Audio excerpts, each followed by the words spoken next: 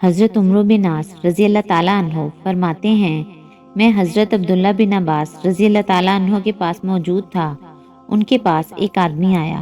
اس نے ان کے ساتھ بہت دور دراز کی رشتہ داری ثابت کی اور کہا، رسول اللہ صلی اللہ علیہ وآلہ وسلم نے فرمایا، اپنے نسب پہچانو، اپنے رشتہ داروں کے ساتھ حسن سلوک کرو، اس لیے کہ جب رشتہ داری ختم ہو جائے تو کوئی رشتہ قریب کا نہیں رہتا، اگرچہ وہ بہت قریبی ہو، اور جب رشتہ داری میں میل ملاقات ہوتی رہے تو اس میں کوئی دوری نہیں ہوتی، اگرچہ رشتہ داری بہت دور کی ہو۔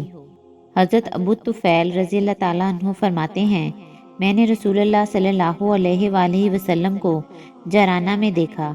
آپ صلی اللہ علیہ وآلہ وسلم کے پاس ایک خاتون آئی۔ میں ان دنوں چھوٹا بچہ تھا۔ وہ خاتون رسول اللہ صلی اللہ علیہ وآلہ وسلم کے قریب آئی۔ رسول اللہ صلی اللہ علیہ وآلہ وسلم نے اس کے لیے چادر بچھا دی اور وہ اس پر تشریف فرما ہوئی۔ میں نے پوچھا، یہ کون ہے؟ صحابہ کرام رضی اللہ تعالیٰ عنہ نے بتایا کہ یہ رسول اللہ صلی اللہ علیہ وآلہ وسلم کی رضائی والدہ ہیں۔